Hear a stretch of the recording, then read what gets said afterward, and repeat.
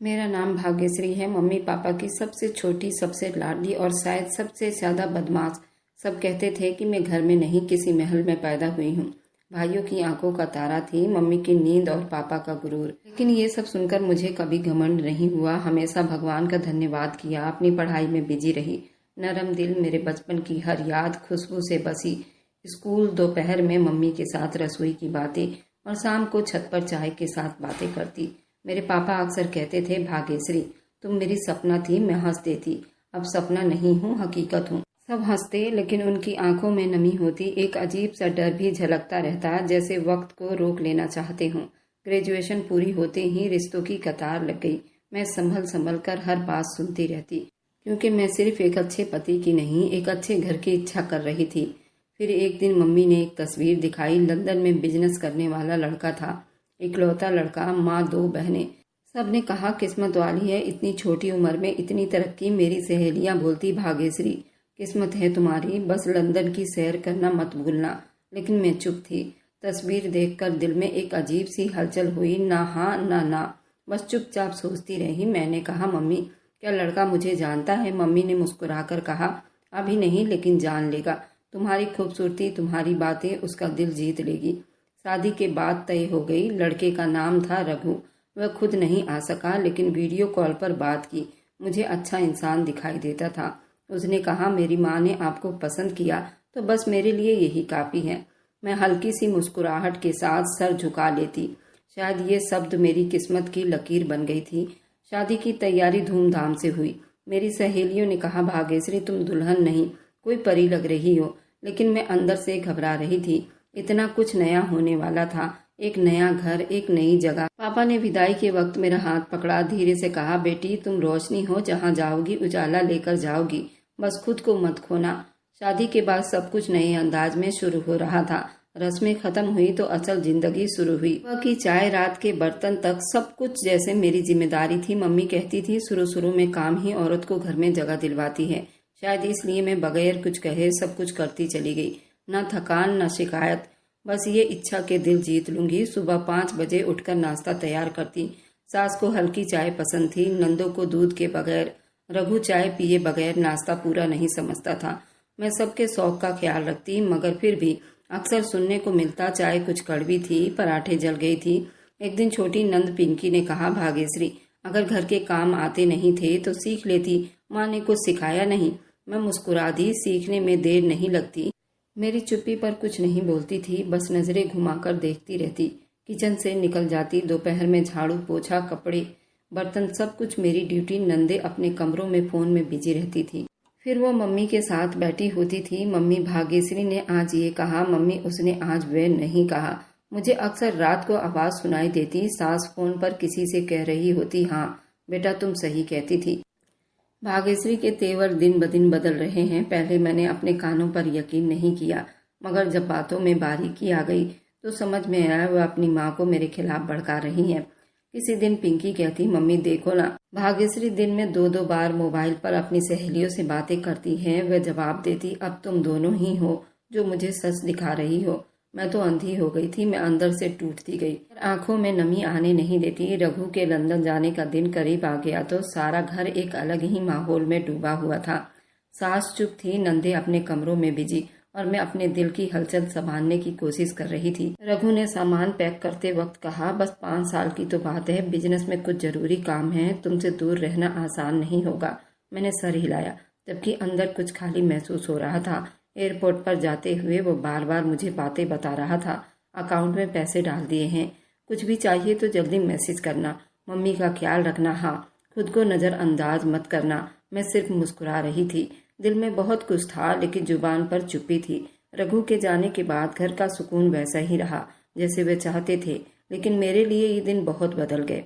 सुबह आँख खुलती तो कमरे की खामोशी मुझे गोद में ले लेती थी। रघु की मौजूदगी में जो हल्की सी चहल पहल रहती थी, वह अब किसी हवाई झोंके की तरह गायब हो चुकी थी। सास अभी भी किचन के कामों में हमेशा कीड़े निकालती थी, लेकिन अब रघु की गैर मौजूदगी का फायदा भी उठा रही थी। रघु होता तो तुमसे बात करता, अब तो जो मैं कहूंगी वही होगा। शब्द अक्सर किसी न किसी बात पर दोहराया जाता। पैसे वक्त पर आते रहे, जितना मांगती अकाउंट में मिल जाता। मैं किचन के कुछ नए बर्तन मंगवाए, बेडरूम में पर्दे लगवाया, अपनी कुछ सहेलियों के साथ मार्केट जाकर कुछ अच्छे ब्रांड के जोड़े खरीद लिए। बाहर की चीजें, खूबसूरती मुझे अपनी तरफ खींच रही थी, लेकिन अंदर एक खालीपन फैलता जा रहा था। एक शाम नंदिता शब्दों में जहर छुपा हुआ था। भाभी खूब शॉपिंग हो रही है, लगता है भाई दिल खोलकर भेज रहे हैं। मैंने हल्के शब्दों में कहा, मुझे जो चाहिए होता है रघु दे देते हैं। मुस्कुराकर कहने लगी, बस पैसे दे देना काफी नहीं, पत्नी को इज्जत भी देना चाहिए। ये शब्द शायद मुझे अंदर से छू लेने के लिए काफी था।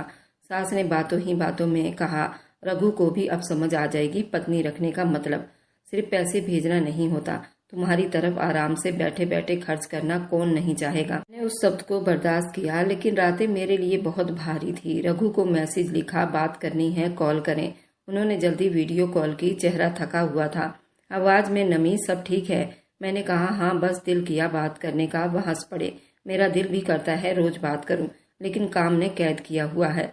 कॉल के बाद मैं सोचती रही, इतनी दूरी में सिर्फ प्यार बाकी है या सिर्फ जरूरत। रघु को मेरी जिंदगी की छोटी छोटी चीजों का अंदाजा नहीं था और मैं हर बार यही सोचकर चुप हो जाती थी कि वह दूर है, मजबूर है। कभी कभार अपनी सहेलियों से बात करती तो वो कहती, कितनी किस्मत वाली हो, पति बाहर है, पैसे आ रहे हैं, आजाद भी हो। मैं सिर्फ हाँ में सिर हिला दिया करती। किसी को क्या बताती कि आजादी सिर्फ बाजारों में घूमने की नहीं होती, इज्जत की, अपनेपन की भी होती है। घर के काम में लगे रहने से दिल बहलता था, मगर एक दिन सास ने अचानक कहा, भाग्यश्री, तुम्हारे हाथ की दाल आज बहुत पतली थी। रघु होता था तो तुम कभी ऐसा नहीं बनाती थी। मैंने सिर्फ इतना कहा, आगे से ध्यान रखूंगी। रात को सोने से पहले रघु को कॉल की, रघु, क्या कभी ऐसा हो सकता है कि तुम हमेशा के लिए यहीं आ जाओ? वे चौंका, भाग्यश्री, अभी से ऐसी बातें क्यों कर रही हो? अभी तो बिजनेस सेट हो रहा है और सब कुछ तुम्हारे लिए ही तो कर रहा हूँ। मैंने बात बदल दी, लेकिन मेरे सवाल ने मुझे खुद हैरान कर दिया। शायद मैं थक चुकी थी ये जताने से सब कुछ मेरे लिए हो रहा है। रघु के जाने के बाद इस घर में मैं एक नौकरानी जैसी थी। सास ने एक मेहमान को चाय देते हुए कहा, ये हमारी बहू है, लंदन वाले बेटे की, हर काम कर लेती है, बस दिल थोड़ा छोटा है। सब हंस पड़े थे, लेकिन मेरे अंदर कुछ चटक गया था। मैंने एक दिन आईने में खुद को देखा, कपड़े, जेवर, महंगी चीजों में लिपटी हुई एक खामोश औरत, जिसकी बातों का वजन कम हो चुका था। सोचने लगी, क्या सच में मेरी जिंदगी में सुकून है, सिर्फ एक संभला हुआ दुख? अब रघु के बातों में भी वो पुरानी गर्मी नहीं थी। एक दिन उन्होंने कहा, तुम कुछ बदल गई हो, पहले जैसी बातें नहीं रही। मैंने दिल में कहा, तुम भी तो पहले जैसे नहीं रहे, सिर्फ पैसे भेजने वाली मशीन हो। मैं उस सब के बावजूद भी चुप थी, क्योंकि रघु को खोना नहीं चाहती थी। लेकिन घर में अपनी इज्जत की तलाश में हर दिन करती रही। जिंदगी जैसे एक गोले में घूमने लगी थी। रघु अभी भी लंदन में था, पैसे वक्त पर आते थे। मैं अब घर के हर काम को चुप से करती रही, लेकिन उस चुप्पी में भी कुछ आवाज थी जो सिर्फ मैं सुनती थी। वे बातें, वे इशारे, वे नजरें, ये सब मैं सहती रहती। दोनों नंदों की शादियां हो चुकी थी। पिंकी दूसरे शहर और नंदिता अपने पति के साथ दूसरे मुल्क जा चुकी थी, लेकिन उनके ना रहने से मेरी जिंदगी में कोई सुकून नहीं आया। वे लोग हर दूसरे दिन किसी न किसी बहाने उनका फोन कॉल आता रहता। सास मोबाइल कान से लगाए आधे आधे घंटे बोलती रह जाती और बाद में उनकी राय घर पर लागू होते। एक दिन सुबह ही सास ने कहा, भाग्यश्री, आज दोपहर को खाने में कुछ हल्का सा बनाना। नंदिता कह रही थी कि तुम हर वक्त भारी चीजें बना देती हो, मेरे लिए ठीक नहीं है। मैं चौंकी, वो यहाँ तो नहीं, फिर कैसे जानती है? सास ने नजरें चुराई। फोन पर बात हुई थी, मैंने बताया था। मैं चुप रह गई, लेकिन दिल में एक कट सा लगा। वह दोनों घर से जा चुकी थी, मगर घर उनके राय पर चलता था। अक्सर नंदिता पिंकी वीडियो पर कॉल अपने पति के साथ बैठी होती, माँ से बात करती, मम्मी रघु के कमाई का हिसाब रखा करो, बहू की मानोगी तो वह सारा फैशन पर उड़ा देगी। एक दिन सास को दवाई लेने शहर जाना था। मैंने कहा, मम्मी आप रुकिए, मैं खुद ले आती हूँ। वह जल्दी बोली, नहीं, नंदिता ने कहा था कि तुमसे बाहर के काम ना करवाया करूँ, तबीयत खराब हो जाएगी। मैंने गुस्से से पूछा, क्या मैं बीमार हूँ या बस जिम्मेदार नहीं? वह चुप रही। कुछ देर के बाद अपने कमरे में चली गई, लेकिन मुझे यकीन हो गया था कि वो मेरे हर कदम की खबर अपनी बेटियों को देती हैं और बेटियां अपनी माँ को मुझसे अलग रखने का कोई मौका हाथ से जाने नहीं देती। एक दिन रघु ने वीडियो कॉल की। मैंने पूछा, क्या कभी नंदिता पिंकी ने तुमसे पैसे मांगे? वह चौंक कर बोले, नहीं, क्यों? मैंने बात बदल दी, बस यूं ही पूछ लिया था। कुछ दिन पहले मैंने सास के कमरे में एक लिफाफा देखा था जिस पर विदेश का एड्रेस था। ना चाहते हुए भी मैंने वो लिफाफे को देखा। अंदर से विदेशी नोट झांक रहे थे। मैं कुछ बोली नहीं, मगर उस दिन मेरे दिल में पहली बार ख्याल आया, रघु की कमाई सिर्फ मेरे लिए नहीं, सास के जरिए नंदों तक पहुंचाई जा रही है।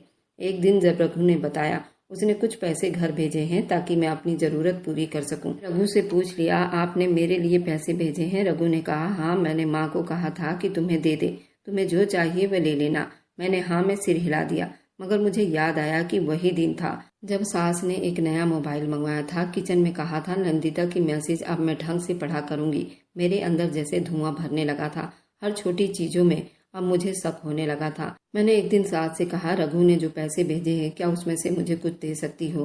मुझे बिल देना है। वो बोली, और दिनों के लिए संभाल कर रखा हुआ है, कोई खास जरूरत हो तो बताओ, मैं वह चीज खरीद लूंगी। ये सुनकर मैंने पहली बार महसूस किया कि मैं इस घर में पत्नी कम मेहमान ज्यादा हूँ। पति की कमाई भी मेरे काबू में नहीं। जरूरत के हिसाब से मुझे पैसे खर्च करना था। किचन में नंदिता की कॉल आई। सास स्पीकर पर बोल रही थी, हाँ बेटा, सब कुछ ठीक है। भाग्यश्री अब बहुत ज्यादा ही चुप रहती है, शायद समझ गई है कि घर का खर्चा कैसे चलता है। नंदिता की आवाज आई, बस माँ, अपना कंट्रोल कभी मत खोना। भाई के कमाई की हकदार तुम हो, तुमने ही सब कुछ संभालना है। मुझे लगा जैसे किसी ने मेरे कानों में आग भर दी हो। वह पल था जब दिल में नरम सा हिस्सा भी सख्त हो गया था। अब मैं पैसे सेव नहीं कर रही थी, अपना हक मांगने के लिए तैयार रहती थी। उस रात मैंने रघु को मैसेज लिखा था, अगर तुम्हारी कमाई पर मेरा हक नहीं है तो क्या मैं इस घर में तुम्हारी नौकरानी हूँ? जवाब आया, भाग्यश्री, सब कुछ तुम्हारा ही तो है, बस माँ को मैं समझा दूंगा। तुम दिल पर ऐसी बातें मत लो। अब सिर्फ शक या शिकायत नहीं थी, अब समस्या अपने हक की थी। मुझे ये समझ आ चुकी थी, इस घर में जितना भी मेहनत करो, जब तक फैसला किसी और के हाथ में होगा, मैं सिर्फ एक साया बनी रहूंगी। एक शाम मैंने रघु से वीडियो कॉल पर बात की। एकदम मैंने उसे सीधी बात की, रघु, मुझे घर का पूरा कंट्रोल चाहिए, पैसे, फैसला, हर चीज, सब कुछ मेरे हाथ में हो। वह चौंका, भाग्यश्री, माँ का क्या होगा? वह सारी जिंदगी घर संभालती आई है। मैंने रघु को घूर कर देखा था, फिर मुझे यहाँ क्यों लाया गया था? क्या सिर्फ काम करने के लिए? भाग्यश्री, तुम मेरी बात क्यों नहीं समझ रही? मैंने तुम्हें खर्च के लिए कभी कुछ नहीं कहा, जो मांगा दिया, लेकिन पूरे घर का कंट्रोल तुम्हें देना, ये थोड़ा मुश्किल है। माँ को बहुत बुरा लगेगा। मैंने बात खत्म की तो फिर मुझे भी फर्क पड़ेगा। जब तक मेरा हक नहीं मिलेगा मैं बात नहीं करूंगी।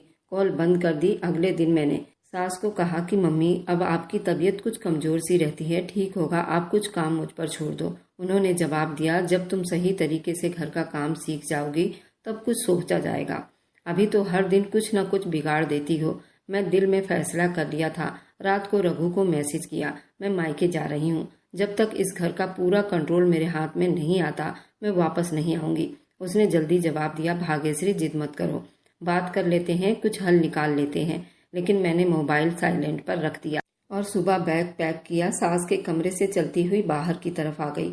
उन्होंने अजीब नजरों से मुझे देखा और कहा, कहाँ जा रही हो? मैंने कहा, मैं अपने घर। वह बोली, ये भी तो तुम्हारा घर है, बस इस बात का फर्क है यहाँ तुम्हारी मर्जी नहीं चलती। मैंने कुछ कहे बगैर निकल गई। मायके पहुंची तो मम्मी को कुछ नहीं बताया, बस इतना कहा, थोड़ा वक्त चाहिए। मम्मी ने सर पर हाथ फेरा, जितना वक्त चाहिए ले लो। रघु ने कई बार कॉल की मगर मैंने नहीं उठाया। 4 दिन के बाद उसने एक लंबा मैसेज भेजा, तुम जानती हो मैं लंदन में अकेला हूँ, मेरे लिए ये सब कुछ आसान नहीं, लेकिन तुम यूं नाराज होकर चली जाओगी ये नहीं सोचा था। फिर एक मैसेज आया, मैं रोज सोचता हूँ क्या सच में तुम्हें वह सब नहीं मिला जो तुम्हारा हक था, या तुम्हें सिर्फ घर के कंट्रोल की चाहत है? मैंने जवाब दिया, रघु, मुझे सिर्फ कंट्रोल नहीं भरोसा भी चाहिए था, जो तुमने कभी नहीं दिया। उस दिन रात को देर तक सोचती रही, क्या मैं सच में हद से ज्यादा बढ़ गई हूँ, या बस वह हद मेरे लिए रखी गई थी जिससे आगे जाना मेरी हिम्मत थी। कुछ दिन के बाद पिंकी की कॉल आई, भाभी, माँ बहुत परेशान है, रोज रोती हैं, कहती हैं भाग्यश्री के बगैर घर सूना लगता है। मैंने कहा, अगर इतनी कमी महसूस होती है तो कुछ हक देने का हौसला भी दिखा दे, सिर्फ काम लेने से रिश्ता नहीं बनता। पिंकी बिल्कुल चुप हो गई। अगली शाम रघु ने फिर कॉल की। इस बार मैंने उठा ली। वह धीरे से बोला, अगर मैं माँ से बात करूँ, वह मान जाए तो क्या तुम वापस जाओगी? मैंने कहा, बात सिर्फ मानने की नहीं, पूरे कंट्रोल की है, फैसला तुम्हें करना है रघु। 2 दिन के बाद एक गाड़ी मायके के दरवाजे पर रुकी। दरवाजा खुला तो सामने मेरी सास थी। उनके हाथ में रघु का खत था। ये लो, रघु ने तुम्हारे लिए भेजा है, कहता है माँ अगर तुम मान जाओ तो भाग्यश्री को ले आओ। और मैं मान गई हूँ। मैंने हैरानी से देखा, आप मान गई? वह चुप से बोली, उम्र हो गई है ना, अब न हिम्मत है न शिकायत।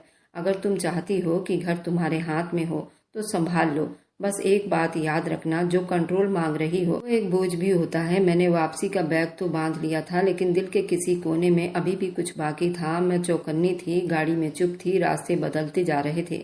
घर का दरवाजा खुला तो माहौल कुछ बदला सा लगा था।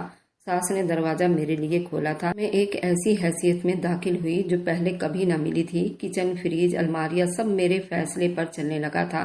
नौकरानी मेरे कहने पर काम करने लगी थी। अब सारा पैसा मेरे हाथ में आता था।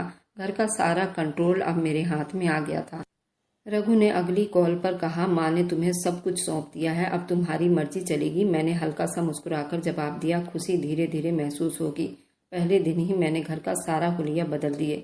अपने घर के पर्दे नए लगवाए, टीवी नई लगवाई, नौकरानी को समझाया अब हर रोज सुबह सब कुछ साफ होना चाहिए, हर चीज अपनी जगह पर होना चाहिए। सास अब अपने कमरे तक रहती थी। वो मुझे कुछ कहती नहीं थी, सिर्फ इतना पूछती, चाय पी है, और मैं कभी हाँ में कभी ना में जवाब देती। मैंने 1 महीने में घर को बिल्कुल अपने कंट्रोल में ले लिया। रघु को हर चीज की तस्वीर भेज देती। वे हंसता, तुमने तो घर को होटल बना दिया है। मैंने पहली बार बाजार जाकर अपनी पसंद से शॉपिंग की, सिर्फ जरूरत के लिए नहीं, अब शौक के लिए भी। महंगे ब्रांडेड जूते, महंगा परफ्यूम, और मैंने पहली बार ये सब बगैर परमिशन के ले लिए थे। कुछ दिन के बाद 2 पुरानी सहेलियां घर आईं। मैंने उनके लिए खाने का शानदार इंतजाम किया, महंगे डिनर सेट पर खाना दिए। एक ने कहा, भाग्यश्री तुम बदल गई हो, ये सब कब से? मैंने सर उठाकर कहा, जब से मेरे घर का कंट्रोल मेरे हाथ में है। कभी मैं अपनी दोस्तों के साथ घूमने जाती, कभी घर पर बर्थडे पार्टी, डिनर। रघु को हर चीज की खबर थी। वह बस इतना कहता था, तुम खुश हो तो मैं तसल्ली में हूँ। एक शाम सास के कमरे से बाहर गुजरते हुए मुझे उनकी खांसी सुनाई दी। मैं कुछ देर रुकी, फिर आगे बढ़ गई। उनके लिए किचन में खाना बना होता, मगर अब मैं खुद हाथ नहीं लगाती थी। नौकरानी को कह देती, मम्मी का खाना उनके कमरे में दे आना। एक दिन सास ने धीरे से कहा, भाग्यश्री दवा खत्म हो गई है, लेती आना। मैंने कहा हाँ, मगर मैंने अगले दिन शॉपिंग में इतनी बिजी रही कि भूल गई। रात को वापसी पर जब कमरे में दाखिल हुई तो वह सो रही थी। मैंने चुप से मोबाइल पर तस्वीर अपलोड की, नई जूती, नया बैग, नया ड्रेस। रघु को हर बारी नई फरमाइश भेज देती, वो हमेशा एक ही जवाब देता, लो बस खुश रहो। अब घर की कोई भी सलीके की मुझे परवाह नहीं थी। सास कमरे से बाहर आकर कुछ कहना चाहती, मगर मेरे तेवर देखकर लौटकर चली जाती। एक दिन मैंने कहा, मम्मी अब तो आप आराम करें, ये सब मेरी जिम्मेदारी है, आपको कुछ भी पूछने की जरूरत नहीं। उन्होंने कुछ पल मुझे देखा और कहा, ठीक है, मैं तो पहले ही बुरी हो चुकी हूँ। शायद वह सब उनके तरफ से था, लेकिन मेरे लिए एक सिग्नल था। मैं दोपहर को ब्यूटी पार्लर से फेशियल करवा कर लौटी तो रघु की वीडियो कॉल आई। वह मुस्कुरा रहा था, तुम अब बिल्कुल अलग लगती हो। मैंने कहा, यही तो चाहिए था ना तुम्हें, एक ऐसी पत्नी जो दुनिया के हिसाब से चले। मैं कुछ पल चुप रहा, फिर कहा, बस अपना ध्यान रखा करो। मैं वह भाग्यश्री नहीं थी जिसे किसी से इजाजत लेनी पड़ती थी। मैं अपनी मर्जी की जिंदगी जीने लगी थी। बाजार में जब मैं किसी महंगी चीज की तरफ देखती तो अब कीमत देखकर पीछे नहीं हटती थी, मगर इतनी बड़ी दुनिया संभालने के बाद कुछ कमरे आज भी मुझे चुभ रहे थे, जैसे वह सास का कमरा जिससे कोई आवाज नहीं आती थी, ना शिकायत ना कोई आशीर्वाद, बस एक चुप्पी थी जो मेरे आराम के शोर में कहीं दब गई थी। मैंने खुद से कहा, कंट्रोल मिल गया और मैंने उसका इस्तेमाल भी सीख लिया, अब कोई मुझसे छीन नहीं सकता। मगर दिल के किसी कोने में एक सवाल मौजूद था जो मैं खुद से भी छुपाती थी, क्या ये सच कंट्रोल मेरी जीत है या बस एक और तमाशा? जवाब मेरे पास नहीं था और शायद मैं जानना भी नहीं चाहती थी। सास ने पहली बार धीरे से कहा, भाग्यश्री मेरी शुगर की दवा खत्म हो गई है, शाम को लेती आना। मैंने सर हिलाया, ठीक है, याद आ गया तो ले आऊंगी। ये सब उस वक्त की बात है जब मेरी अय्यासियां चरम सीमा पार कर रही थी। एक नई जिंदगी, मेरे फैशन, मेरी सहेलियां, मेरे कपड़ों की तैयारी में सास की दवा मेरी लिस्ट में बहुत नीचे जा चुकी थी। दोपहर को मैं अपनी सहेली अमृता के साथ मार्केट गई। एक नया ब्रांड लॉन्च हुआ था, उसी की ओपनिंग थी। रघु की कॉल आई, कुछ चाहिए तो बता देना, मैं कुछ चीजें हिंदुस्तान भेज रहा हूँ। मैंने जवाब दिया, एक नया फोन देख रही हूँ, भेज दो। शाम को वापस आई तो सास कमरे में लेटी हुई थी, चुप थी। मैंने दरवाजा खोला, वह थोड़ा सा उठकर बोली, दवाई? मैंने लापरवाही से कहा, नहीं मैं भूल गई, कल ले आऊंगी। अगली सुबह मैं तैयार हो रही थी, नौकरानी भागती हुई आई, मैडम जी माँ जी को कुछ हो गया है, बोल नहीं पा रही, हाथ पांव भी हिला नहीं रही। कमरे में गई तो सास का आधा जिस्म बेजान पड़ा था, आंखें खुली थी मगर जुबान लड़खड़ा रही थी। मैंने उन्हें जल्दी अस्पताल पहुंचाया। डॉक्टर ने फाइल बंद करते हुए कहा, उन्हें पैरालाइज अटैक आया है मैडम जी, उनका बीपी ज्यादा हाई था। दवाई बंद हो गई थी। मेरे अंदर कुछ पल के लिए खाली सा हो गया। रघु को खबर दी। उसने सिर्फ इतना कहा, मैं टिकट बुक करवा रहा हूँ, कुछ दिन में आ जाऊंगा। सास को अस्पताल में 2 दिन रखने के बाद घर शिफ्ट कर दिया गया। डॉक्टर ने कहा, अब पूरा आराम की जरूरत है, रोजाना की फिजियोथेरेपी, वक्त पर दवा और एक आदमी जो बराबर उनका ख्याल रख सके। ये शब्द मेरे बस के काम नहीं थे। मैं कमरे में चुप बैठी थी, सास को देख रही थी। वह अब बिल्कुल हर काम के लिए अब दूसरों पे मोहताज हो गई थी। 2 दिन तक मैंने खुद उनके साथ बैठकर सब कुछ किया, खाना खिलाया, दवाई दी, बाथरूम लेकर गई। लेकिन तीसरे दिन मुझे बहुत महसूस होने लगा। पार्टी की दावत, मेरी सहेलियों का मैसेज बार बार आ रहा था, तुम्हारे बगैर यहाँ मजा नहीं आता। मैंने दिल में कहा, बस आधे घंटे की बात है, माँ सो रही है, नौकरानी भी है, और निकल गई। वापसी पर नौकरानी घबराई हुई थी। माँ जी ने दोबारा पानी मांगकर फिर चुप हो गई। कमरे में गई तो वो बेबस छत की तरफ देख रही थी। पास जाकर कान में पूछा, कुछ चाहिए? उनकी जुबान कुछ नहीं बोल रही थी। मैंने उन्हें थोड़ा सा पानी पिलाया, मगर उनकी आंखों में जो बेबसी थी वो मैं साफ देख सकती थी। अगले दिन फिजियोथेरेपी वाला आया। मैंने कहा, रोज नहीं करवा सकती, पैसे ज्यादा ले रहे हो। उसने कहा, रोजाना ही फिजियोथेरेपी लेनी है, नहीं तो उनकी हालत खराब हो जाएगी। मैंने एक बार फिर दिल में एहसास किया। रघु को खबर भिजवाई, फिजियोथेरेपी महंगी पड़ेगी। जवाब आया, जो जरूरी है करवाओ, हर हफ्ते पैसे भेज दूंगा। लेकिन खर्चे से ज्यादा समस्या वक्त की थी। सास को व्हीलचेयर पर बाथरूम ले जाना, खाना वक्त पर देना, कपड़े बदलना, सब कुछ अब मेरे फैशन लाइफ में रुकावट बनने लगी थी। 2 दिन के बाद एक फंक्शन थी। मैंने पहले ही नौकरानी को कह दिया था कि अगर मम्मी उठे तो पानी दे देना, मैं बस कुछ देर में वापस आ जाऊंगी। फंक्शन से वापसी पर गेट खोला तो कमरे में सास चीख रही थी, वॉशरूम भाग्यश्री। मैंने गुस्से से कहा, अभी तो पानी दिया था ना, 2 मिनट सुकून भी नहीं। मेरा सबर जवाब दे गया था। एक पल को मेरे लिए अब मरीज नहीं, एक रुकावट लगने लगी थी। मैंने गुस्से से कहा, सारा दिन बस अपनी दवा, बाथरूम, मेरी भी कोई जिंदगी है या नहीं? वे रो रही थी, कुछ कह नहीं पा रही थी। सिर्फ आंखों में सवाल था जो मैं समझना नहीं चाहती थी। अब मैं उनसे बात कम करने लगी। नौकरानी उनकी देखभाल करती, सिर्फ निगरानी करती। एक रात कमरे से चीख सुनकर मैं दौड़ी। बिस्तर पर से सास गिर चुकी थी। शायद हाथ बढ़ाकर पानी लेना चाह रही थी तो बैलेंस बिगड़ गया और वे नीचे गिर गई थी। मैंने उन्हें दोबारा बिस्तर पर लिटाया और सोचा, ये सब कुछ कब तक? आखिर कब तक मैं उनकी नर्स बनी रहूंगी? अब वह सिर्फ बीमार रह गई थी। मेरे आराम, आजादी, जिंदगी के बीच एक रुकावट बन गई थी। एक दिन मैंने सुबह नाश्ता बनाकर नौकरानी को दिया और कहा, उनको कमरे में दे आना, मुझे एक कॉल करनी है। कुछ देर के बाद सास की आवाज आए, भाग्यश्री पानी। मैंने तेज आवाज में कहा, अभी तो पिलाया है, हर थोड़ी देर बाद शोर क्यों करती हो? फिर बोली, प्यास बहुत लगती है ना। मैं गुस्से में उठी, किचन से गिलास भरा, दरवाजे से उनके पास जाकर कहा, ये लो, जितना पीना है पी लो, हर 2 मिनट बाद आवाज देती रहती हो। उन्होंने कांपने हाथों से गिलास पकड़ने की कोशिश की, मगर हाथ कांप रहे थे और पानी उनके चेहरे पर गिरने लगा। वह सिसक पड़ी, लेकिन मैं पलटकर कमरे में चली गई। शाम को सहेली से बात कर रही थी, वह मुझे अपने घर बुला रही थी, कहीं घूमने जाना था। सास दोबारा आवाज देने लगी। मैंने गुस्से में मोबाइल मेज पर पटका, कमरे में गई और कहा, क्या मेरा यही काम रह गया है? वह शायद बैठना चाहती थी, अभी तो लेटी थी। अब फिर वह डर के मारे कुछ बोल ना सकी। मैंने व्हील चेयर घसीटा, उनको जैसे तैसे बिठाया। उन्होंने चीख कर कहा, बस करो, अब कोई और काम रहने दो। उनकी आंखों में आंसू थे, लेकिन जुबान बंद। कुछ दिन के बाद पिंकी की कॉल आई, भाभी मैं आ रही हूँ, माँ को देखने का दिल कर रहा है, 2 दिन रुकूंगी।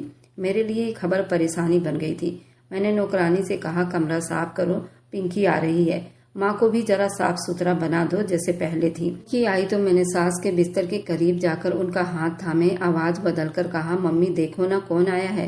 पिंकी तुम्हारी प्यारी बेटी। उसने हल्का सा सर हिलाया, लेकिन नजर झुकी हुई थी। पिंकी ने लपक कर माँ का हाथ पकड़ा। मम्मी कैसी हो? वह बोल ना सकी। मैंने जल्दी कहा, बस कमजोर हो गई हैं। मैंने हर मुमकिन कोशिश की, तुम फिक्र ना करो, सब संभाल लूंगी। पिंकी कुछ देर उनके पास बैठी रही, फिर मेरी तरफ देखकर कहा, भाभी आपने सच में बहुत सेवा की है, माँ अब सिर्फ आप पर भरोसा करती हैं। मैंने नॉर्मल सा मुंह बना लिया। रघु की माँ है, मेरी भी तो माँ है। पिंकी के सामने सास के पास ज्यादा वक्त बिताती, उनका दुपट्टा संभालती, तकिया सीधा करती, खाना अपने हाथ से देती। वह बस चुपचाप इस बदलते रूप को देखती रही, जैसे कुछ कहना भूल गई हूँ। रात के वक्त जब पिंकी कमरे में सोने गई, मैं सास के पास गई और धीरे से बोली, अब कुछ बोलने की जरूरत नहीं, अगर जुबान खोली तो सब कुछ खत्म कर दूंगी, समझ गई? वह चुप हो गई, मेरी तरफ देखती रही। आंखों में कुछ कहना था मगर डर ने शब्द को कैद कर रखा था। दूसरे दिन पिंकी जाते वक्त मेरा हाथ पकड़कर कहा, बस माँ को ज्यादा अकेला मत छोड़ना, अब वह बस आपके सहारे हैं। उसे भरोसा दिलवाया, तुम बेफिक्र रहो। जैसे ही वो गई, मैं सास के कमरे का दरवाजा बंद किया और कहा, अब कोई तमाशा नहीं, जो चल रहा है वैसा ही चलेगा। उस रात जब उन्होंने पानी के लिए बुलाया तो मैंने उनकी आवाज को अनसुनी कर दी। जब चीखने लगी तो मैं भी कमरे में कान में लीड लगाकर बैठी रही। कुछ देर के बाद कमरे में जाकर पानी रखा और कहा, पानी पी लो, ज्यादा ड्रामा मत करना। वह चुप से गिलास की तरफ देखती रही। मैंने दरवाजा बंद करके वापस आ गई। दिन ब दिन सास की हालत कमजोर होने लगी। मैं अपनी सास के तरफ से अब बहुत लापरवाह हो गई थी। मुझे सिर्फ वो बोझ लगती थी। ऐसा लगता था ये बोझ कब उतरे मेरे सर से। नंदिता भी फोन करती तो मैं अपना फोन साइलेंट पर कर देती। एक दिन नौकरानी दरवाजे पर मुझे आवाज दे रही थी, मैडम जी, माँ जी ने बिस्तर खराब कर दिया है। शायद उठने के लिए आवाज दे रही थी, लेकिन आपने सुना नहीं। मैं तेजी से सास के कमरे में गई। दरवाजा खोलते ही एक बदबू का झोंका आया। बिस्तर गीला हो चुका था। वह आंखें बंद किए चुपचाप लेटी थी, चेहरे पर शर्मिंदगी, आंखों में बेचैनी। मुझे बहुत गुस्सा आया था। मैं उन पर चिल्ला पड़ी, इतना भी नहीं हो सकता कि थोड़ा इंतजार कर लेती, तुम्हारी नौकरानी नहीं। वह हिलने की कोशिश कर रही थी, कुछ कहना चाहती थी लेकिन जुबान साथ नहीं दे रही थी। मैंने चादर ली, उनके कंधे पर हाथ मारा। कुछ शर्म करनी चाहिए तुम्हें, मैं क्या दिन रात तुम्हारे पीछे लगी रहूं? वह दर्द से करा रही थी, लेकिन मैं रुकी नहीं। बिस्तर को ठीक किया और उनको बहुत बुरा भला सुनाया था। नौकरानी दरवाजे के करीब खड़ी थी। मैंने घूर कर उसे देखा। क्या देख रही हो, साफ करो। ये सब नौकरानी झुक गई। मैडम जी, पहले मम्मी जी को थोड़ा उठा ले। मैंने कहा, हटाओ उन्हें। एक तरफ बिस्तर पर उस वक्त सास की हालत ऐसी थी, वह अपने शरीर को हिला नहीं पा रही थी, कुछ बोल भी नहीं पा रही थी, सिर्फ आंखों से कुछ कहना चाह रही थी। मैंने उनका हाथ झटक खींचे, उन्हें एक तरफ करके बिस्तर नया चादर बिछाया। एक प्लास्टिक की चादर नीचे बिछाई ताकि बदलना ना पड़े। नौकरानी चुप से काम में लगी रही। कमरे से बाहर आई, दरवाजा बंद कर दिया। कमरे में जाकर आईने के सामने खड़ी हुई। मेरा सांस तेज था, बाल बिखरे हुए थे और चेहरे पर गुस्से की एक झलक साफ नजर आ रही थी। मैं रघु को फोन किया था। माँ की हालत खराब है। रघु ने कहा, ठीक है, तुम संभालो, जब तक मैं छुट्टी लेकर आता हूँ। मैंने अलमारी खोली, कुछ जोड़े निकालकर बैग में रखने लगी। कपड़ा रखते हुए एक ही सोच चल रही थी, बस बहुत हो गया, अब एक दिन भी यहाँ नहीं रुक सकती। रघु को मैसेज लिखा, मैं कुछ दिन के लिए मायके जा रही हूँ, तुम वापस आ रहे हो तो मम्मी का ख्याल रख लेना। कॉल आई, मैंने नहीं उठाया। नंदिता ने कॉल की, भाभी मम्मी की हालत कैसी है, मैं परेशान हूँ। मैंने कुछ जवाब नहीं दिया, बस बैग की जिप बंद की और अपना पर्स चेक किया। एटीएम कार्ड वगैरह सब रख लिए। दिल में एक ख्याल पल रहा था, कुछ दिन अगर उन्हें कोई देखने वाला ना हो, खाने पीने का कुछ ना मिले, तो शायद भगवान कुछ फैसला कर देगा। फिर ये बोझ भी नहीं रहेगा और ये डर भी। गेट बंद करते हुए मैंने एक पल को अपने सास के कमरे की तरफ देखा। उनकी आवाज आई, भाग्यश्री कहाँ जा रही हो? मैं रुककर दरवाजे के कोने से झांका। वो बड़ी मुश्किल से उठने की कोशिश कर रही थी। उनकी आंखों में एक थका हारा सा सवाल था। मैंने एक पल को नजरें मिलाई, फिर पलटकर दरवाजा बंद कर दिया। मैंने दरवाजे पर ताला लगाया, सीढ़ियाँ उतरती रिक्शा मंगवाया और सीधा माँ के घर चली गई। रास्ते में मेरी सहेली का फोन आया, कहाँ गायब हो गई, अगले वीकेंड पर कुछ प्लान करें। मैंने जवाब दिया, बस थोड़ी देर में फ्री होकर बात करती हूँ। गाड़ी जब मायके के दरवाजे पर रुकी तो मैंने सुख का सांस लिया। दिल ने जैसे कहा, कुछ दिन की तो बात है, सब कुछ खुद ही खत्म हो जाएगा। दिमाग में एक गंदा सा ख्याल आ रहा था, अगर वो मर जाए तो शायद सब कुछ आसान हो जाएगा। कोई सवाल नहीं, कोई हिसाब नहीं। मैं जानती थी ये सोच गलत है, लेकिन अब मुझे फर्क भी नहीं पड़ता था। और यही पल था जब मैं हकीकत से पूरी तरह अंधी हो चुकी थी। मायके में गुजरते दिन ऐसे थे जैसे मैं किसी कैद से निकलकर आजाद हो गई हूँ। सुबह की नींद, अपनी मर्जी का खाना, कोई आवाज नहीं, कोई चीख नहीं। मोबाइल बंद रखा, रघु की कॉल भी ब्लॉक कर दी। सिर्फ मेरी सहेली से बात हो पा रही थी। सुबह हुई तो मैं अपनी सहेली के साथ चली गई। एक हफ्ते घूमकर वापस आई। मम्मी ने पूछा, वापस कब जा रही हो? मैंने कहा, बस एक आधा दिन में थोड़ा आराम कर लूं, फिर निकलती हूँ। सच बात तो ये थी कि मैं इंतजार कर रही थी कि चुप से वक्त बीते, ताकि जब वापस जाऊं तो वे आवाज और जिस्मों का बोझ ना बचे। 2 हफ्ते के बाद दोपहर को मैंने अपने घर का रास्ता पकड़ लिया। टैक्सी ली, सीधा ससुराल चल पड़ी। रास्ते में दिल में एक अजीब सा सुकून था, जैसे किसी बड़े बोझ से छुटकारा मिल गया हो। घर के सामने पहुंची तो दरवाजा थोड़ा अलग लगा। मैंने हाथ बढ़ाकर ताला खोलना चाहा, लेकिन ताला लग ही नहीं रहा था। जरा सा दरवाजे पर धक्का मारा, वह खुलता चला गया। अंदर कदम रखते ही एक अजीब सी खुशबू, कुछ अलग सा बदला बदला हुआ लगा। घर साफ सुथरा। मेरे कमरे से एक औरत निकली जो बहुत सीधी सादी और खूबसूरत लग रही थी। मैं उसे देखते ही उस पर टूट पड़ी। ये मेरे घर में क्या कर रही है? तभी पीछे से आकर रघु ने मेरा हाथ पकड़ लिया और मुझे जोर का थप्पड़ मारा। मेरे हाथ में डिवोर्स पेपर पकड़ाकर कहा, जैसे आई हो ऐसे उल्टे कदम चली जाओ, और बाकी बात जो है वह कोर्ट में जाकर करेंगे। मुझे तुमसे कोई बात नहीं करनी। एक पल मेरी दुनिया ही वीरान हो गई थी। मैं कुछ समझ ही नहीं पाई थी क्या हुआ। मैंने जोर से चीख कर कहा, पहले ये बताओ ये औरत कौन है? उसने कहा, मैंने दूसरी शादी कर ली है और इस औरत ने मेरी माँ की जान बचाई है। वह औरत मेरे पति की पहले मंगेतर थी। उसकी शादी कहीं और हो गई थी और कुछ दिन पहले ही उसके पति का देहांत हो गया था। वह यहाँ अपनी मौसी के घर आई थी। तभी उसने रघु के माँ को तड़पते हुए देखा। उन्हें अस्पताल ले गई। अभी भाग्यश्री को गए हुए कुछ ही देर बीते थे, तभी वह चिल्ला रही थी। ममता ने उनकी आवाज सुनी और वह उन्हें अस्पताल ले गई, और उसने ही रघु को, नंदिता को और पिंकी को अस्पताल में बुलाया था। रघु की माँ की हालत बहुत खराब थी। नौकरानी ने भी उसके खिलाफ गवाही दी थी। रघु ने ममता को सहारा देने की ठान ली थी। ममता से शादी करनी थी और भाग्यश्री को डिवोर्स देने का फैसला किया। जब डिवोर्स की बात उसके माँ बाप को पता चली तो वो बहुत परेशान हुए। डिवोर्स का केस चल रहा था। भाग्यश्री डिवोर्स लेना नहीं चाहती थी। वह कोर्ट में किसी भी तारीख पर नहीं गई थी। वह घर में ही बिना खाए लेटी रहती थी। वह अब बहुत शर्मिंदा थी और पछता रही थी। उसने घर में कंट्रोल इसलिए लिया ताकि वो अपनी सास को अपने काबू में रख सके। उससे बढ़कर उसने उनकी मौत की साजिश की। वह उन्हें मार देना चाहती थी। उसने अपने पावर का गलत इस्तेमाल किया और रघु को भी खो दिया। भाग्यश्री के माता पिता उसकी दूसरी शादी कर देना चाहते थे, लेकिन वे जो कुछ खो चुकी थी अब दोबारा शादी करने की कंडीशन में नहीं थी। रघु की माँ काफी हद तक ठीक हो गई थी। ममता ने उनके घर को काफी हद तक स्वर्ग बना दिया था। रघु ने भी अपना बिजनेस भारत में ही कर लिया था और ममता के साथ वह बहुत खुश था। इधर भाग्यश्री दिन रात उसकी याद में अपने आप को भुला बैठी थी। अभी भी भाग्यश्री का कोर्ट में केस चल रहा है। वह चाहती है रघु के साथ रहे, लेकिन रघु उसके साथ नहीं रहना चाहता। मैं आप लोगों से पूछती हूँ, क्या रघु को मुझे माफ कर देना चाहिए या नहीं? मैं रघु के साथ अपनी दोबारा जिंदगी शुरू कर सकती हूँ। और मेरी वीडियो आप लोग जहाँ कहीं से भी देखते हैं, कमेंट में अपने शहर और राज्य का नाम जरूर बताइए। मुझे आप लोगों के कमेंट पढ़ने में बहुत आनंद आता है और उन सभी का मैं बहुत बहुत धन्यवाद करना चाहती हूँ।